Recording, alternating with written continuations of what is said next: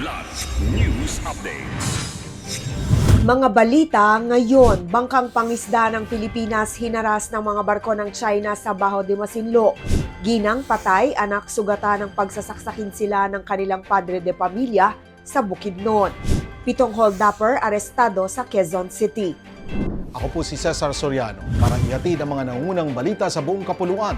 Ngayon, Hinarang at hinaras ng China Coast Guard o CCG at People's Liberation Army Navy ang isang bangkang pangisda ng Pilipinas sa Baho de Masinloc nitong Lunes, January 12. Ayon sa Philippine Coast Guard o PCG, sakay ng FFB Prince LJ ang mga mangingisda nang lapitan sila ng isang barkong pandigma ng China at isang CCG vessel na umabot sa halos 30 metro ang lapit at humarang sa kanilang daraanan.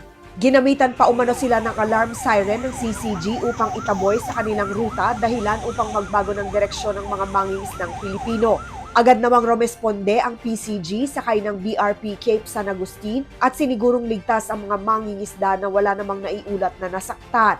Nagbigay rin ang Coast Guard ng supply ng diesel upang maipagpatuloy ng mga ito ang kanilang operasyon. Muling iginiit ng PCG ang paninindigan nitong ipagtanggol ang karapatan at kaligtasan ng mga Pilipinong mangingisda sa West Philippine Sea o WPS, alinsunod sa international law at sa 2016 arbitral ruling na pumabor sa Pilipinas.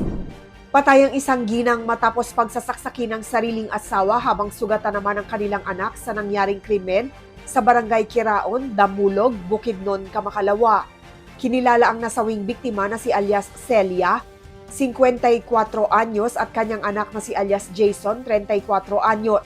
Ayon sa paunang investigasyon, nagiinuman umano ang mag-asawa nang magkaroon sila ng pagtatalo. Sinasabing pumagitna umano ang anak nilang si alias Jason at nasaktan nito ang suspect dahilan upang kumuha ito ng kutsilyo sa mesa at saksakin sa tiyan si Jason. Nang awati naman ng ginang ang asawa ay sinaksak rin ito sa tiyan. Dead on arrival sa ospital ang ginang habang nasa critical na kondisyon ang anak nito. Kasalukuyan ang nasa kustodiya ng Damulog Municipal Police Station ang suspect na nahaharap sa kaukulang kaso. 7 katao, kabilang ang isang babae ang arestado ng pinagsanib na puwersa ng Quezon City Police District at Police Regional Office 3 o PRO3 kaugnay ng serya ng mga robbery hold-up sa Quezon City at Nueva Ecija.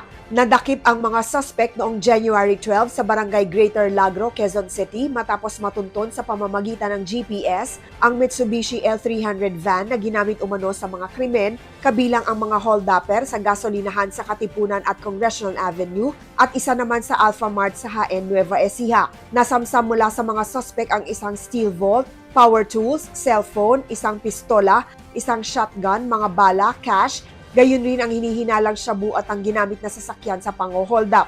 Nasa kustodiya na ng Jaen Municipal Police Station ang mga suspect para sa pagsasampa ng mga kaukulang kasong may kinalaman sa robbery hold-up, illegal possession of firearms at illegal drugs.